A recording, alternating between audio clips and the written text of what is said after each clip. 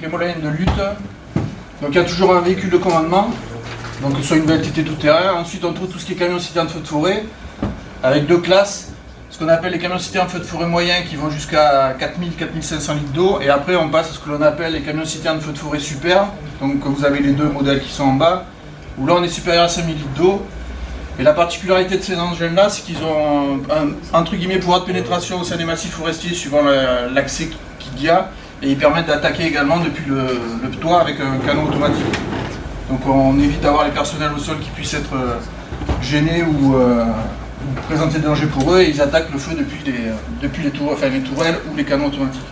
Et après on a des engins de plus grande capacité d'eau qui sont répartis sur le département avec des engins qui vont de 8000 à 10 000 litres d'eau et qui contiennent également un peu de ce qu'on appelle le mouillant.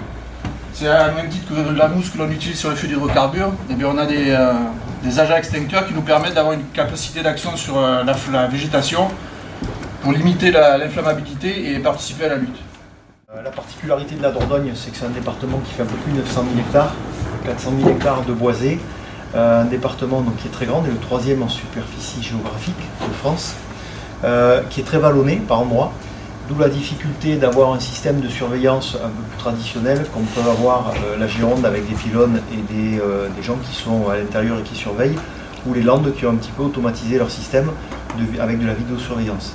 Donc nous, on avait opté pour l'outil de surveillance aérienne qui nous permet de nous déplacer.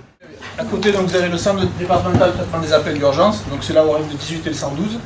Donc avec la journée de 3 opérateurs, un chef de salle et un opérateur qui répond donc, à tout ce qui est message radio entre nos véhicules et le CODIS.